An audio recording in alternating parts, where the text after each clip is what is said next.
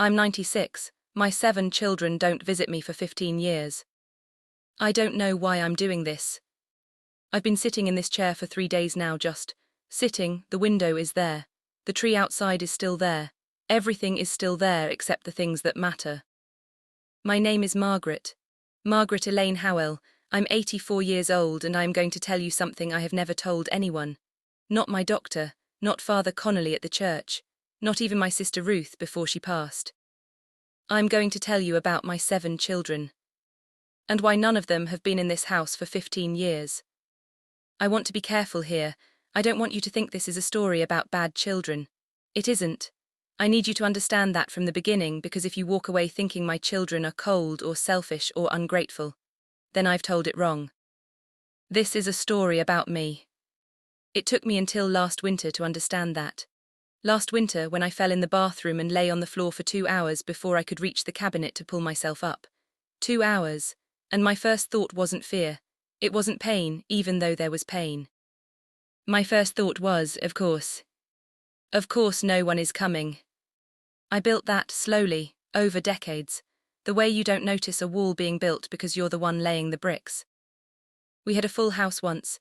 You have to understand what full means. 7 children in a house with 1 bathroom and a kitchen that smelled like something was always on the stove. Robert, he was the oldest, then Patricia, then the twins Dennis and Daniel, then Susan, then little Carl. And finally the one who came unexpected, the one we almost didn't have, Grace. Grace. I haven't said her name out loud in a long time. My husband Harold used to say our house was loud enough to wake the neighbours 2 streets over. He'd say it with this look on his face, half exhausted, half something I could only describe as full. Like a man who couldn't believe what his life had become in the best possible way. Harold died in 1987. Robert was 23, Grace had just turned 9. And something in me closed. I don't know how else to say it. Something in me closed like a hand closing around nothing. And I kept going, I kept cooking, kept signing school forms, kept showing up, but I was doing it from behind something. A pane of glass, maybe, present but not reachable. I didn't know that then. I thought I was being strong. People told me I was strong. The women at church, Harold's mother, even my own mother, God rest her, she said, "Margaret, you're made of something harder than the rest of us." And I took that as a compliment. I wore it like something to be proud of. I was a fool. Strength is not the same as presence. I didn't know that. I was 51 years old and I didn't know the difference between holding a family together and holding a family at arm's length. I fed them, I attended things, I made sure the rent was paid and the shoes fit and the homework was done. But if one of them came to me crying, really crying, the kind that comes from somewhere deep, I would do this thing. I would get very practical, very calm. I would solve the surface of the problem and then I would move on. Because if I had stopped and really sat with their grief, I would have had to sit with mine. And I didn't know how to do that. I had never been taught. Robert was the first to go distant. He married a woman named Claire in 1991, moved to Oregon, and at first he called every Sunday, then every other Sunday, then Christmas, and I told myself it was Claire. I told myself she was keeping him from us. I held on to that for years because it was easier than the other thing. The other thing being what he told me before he left. We were sitting in this kitchen, this exact kitchen, and he said, "Mom, I love you, but I never knew how to talk to you." And I said, "Robert, don't be dramatic." And he looked at me with this tired look, this look that was 30 years old on a 26-year-old face, and he said, "That's what I mean." I didn't understand him. Or maybe I did and I couldn't bear to. I changed the subject. I offered him more coffee. He left 2 hours later and something shifted between us, quietly, the way a door can be open for years, and then one day you notice it's been closed and you can't remember when. Patricia tried harder. Patricia is the one who tried the longest. She would call and ask me how I was feeling and I would say fine, always fine, because what was I going to say? That I was lonely. That the house felt like it was folding in on itself. I didn't know how to say those things. My mother didn't say those things. Her mother didn't say those things. We were women who managed. Patricia wanted a mother she could cry with. I didn't know how to be that. I knew how to show up with a casserole. I knew how to fix the practical thing. When her first marriage fell apart, I drove 6 hours to be with her and I cleaned her apartment and I organized her kitchen and I never once asked her how her heart was. She told me that, years later in a letter. She said, "You were there, Mom, you were physically there. But I needed you to ask me how my heart was and you never did, not once." I read that letter 4 times, then I put it in the drawer. I never wrote back. I don't know why. I wanted to. I would sit down and I would pick up the pen and then I would put it down, some combination of shame and stubbornness and not knowing how to begin. Days became weeks. I thought I'll call, I never called. That was 11 years ago. The twins were different. Dennis and Daniel were always easier with each other than with me. They had their own language, those two, the way twins sometimes do. They were kind to me in a surface way, birthday cards, the occasional phone call, but I always sensed that they had decided something together, quietly, the way they decided most things, that I was a certain kind of mother, and that the relationship would be a certain kind of relationship, cordial, at a distance. I didn't fight it, that might be the worst part. I accepted the distance because it was familiar. Distance was something I knew how to live in. I had been living in it my whole life, without realizing it had a name. Susan is the one that keeps me up at night. Susan was the most like Harold. She had his laugh, his way of taking a room and making it warmer just by being in it. She was the child who used to crawl into my lap even when she was too old for it. She was always trying to reach me, always offering herself up. And I didn't know what to do with that kind of open love, so I called it clinginess. I told her to stand on her own feet. I told her she was too sensitive. I said it gently, always gently, but I said it repeatedly for years because something about her need made me frightened and I didn't understand the fear. She stopped being clingy eventually. She stopped a lot of things. By the time she was in her late 30s, she had learned to be contained. Polished. She called on holidays, always brief, always pleasant, and I remember once thinking, she's finally grown up. She's finally independent. I was proud of myself, as if I had done something right. It was only later, much later, too late, that I understood I had just taught her how to be me. Natural pause, brief silence in narration. Carl was quiet from the beginning. He never asked much of me and I gave him exactly as much as he asked for, which I now understand was not enough. He works somewhere in the Midwest, Nebraska, I think. Maybe Iowa, I'm not entirely certain. That itself should tell you something. I am not certain what state my son lives in. He sends a card at Christmas. It says, "Love, Carl." Sometimes there is a check inside. I cash the checks. I don't know what else to do with them. And Grace. I keep coming back to Grace. Grace was 9 when Harold died. And I was so consumed with surviving, with holding the surface of our lives together, that I look back now and I can barely find myself in those years. I was there, I know I was there, but I was so far from her. She needed a mother and I needed a wall, and I chose the wall because I didn't know I was choosing. Grace moved to England 20 years ago. She teaches somewhere. She has a daughter I have met once. Once. The girl is 12 now or 13. I have a granddaughter who is 12 or 13 and I wouldn't recognize her face on the street. Grace and I speak twice a year. Her voice on the phone is always careful, like someone carrying something fragile across a long distance. We talk about weather. We talk about her school. We talk around everything that matters with the precision of 2 people who have been doing it for so long they've forgotten there was ever anything else. She doesn't hate me, I want to be clear about that. What she has is something quieter and harder than hate. She has accepted me as I am, not forgiven, accepted. The way you accept that winter is cold, you don't rage against it, you just put on your coat. I think about the house when all 7 of them were still young. Before Harold died. The noise of it. The fighting over the bathroom and the burned toast and the Sunday mornings when we'd all be in the car and Harold would look over at me and we'd share this look, this exhausted, grateful, impossible look, that said, "Can you believe this is our life?" I would give everything I have left to be in that car again. Not to say anything different, not to fix anything, just to be there and to know what I had and to not be behind the glass. That's all. Just to not be behind the glass. There was a Thanksgiving, I think it was 1999. All 7 of them were still coming back then, still making the effort. The house was full in the way it used to be and I remember standing at the stove, stirring something and I could hear them all in the other room. Robert and Patricia disagreeing about something, the twins laughing, Susan trying to organize everyone into helping. Carl sitting quietly the way he always did. Grace, still a teenager, sitting on the stairs with her knees pulled to her chest, watching everyone. And I kept stirring. I didn't go in there. I told myself I had things to do. Dinner wasn't going to make itself.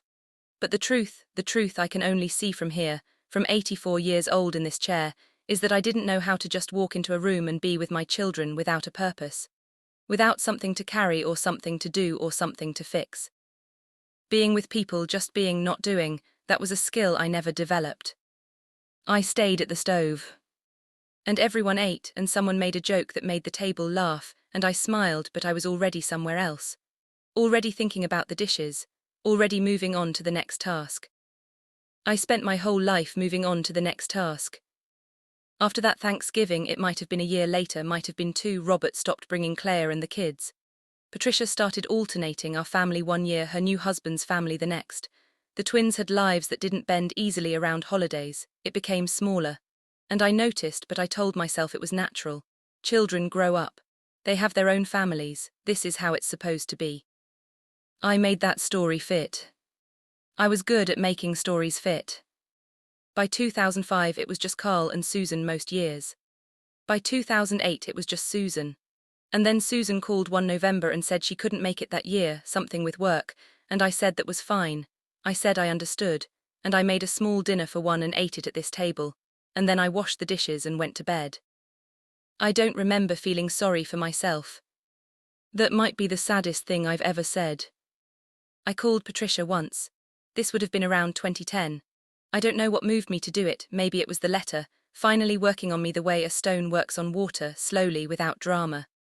I called her and she answered, and there was this pause when she heard my voice, this brief recalibration, and then she was warm in the careful way she'd learned to be warm. We talked for 20 minutes. At some point I almost said it. I almost said, I've been thinking about what you wrote, about asking how your heart was. I had the words right there, I could feel them. And then she mentioned she had to pick up her son from somewhere, and the moment passed, and I said, of course, and we said goodbye. I sat with the phone in my hand for a long time after. I didn't call back. I don't know what I was waiting for.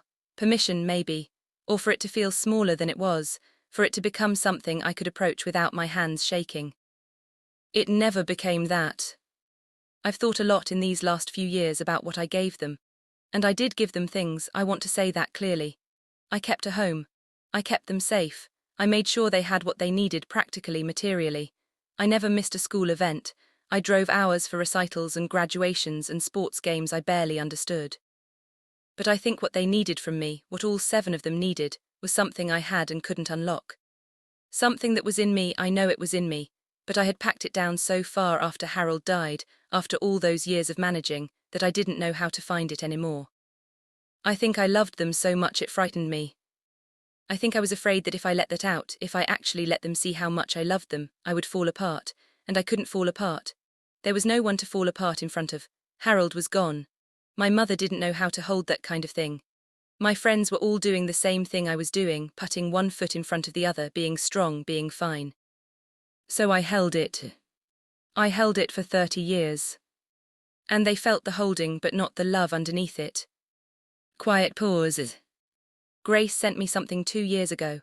A photograph, through the mail. She still sends photographs through the mail, which is one of the things about her that breaks my heart a little. She sends photographs through the mail because she knows I don't use a computer. It was a photograph of the 2 of us. She must have found it somewhere, an old one. She was maybe 11 or 12 in it, so it would have been right after Harold died. We're standing in front of the house. She's squinting into the sun.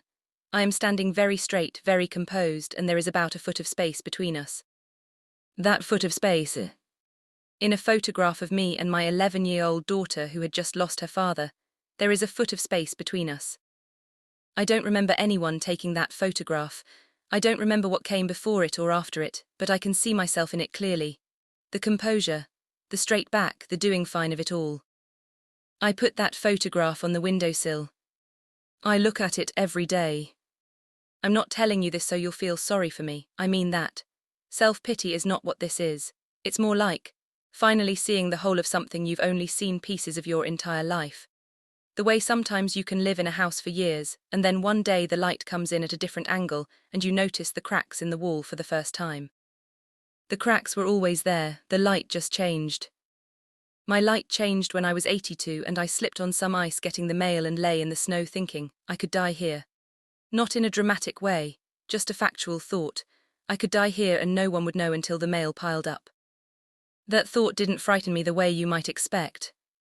What frightened me was the next thought, which was, when they find out they will be sad but they will not be surprised.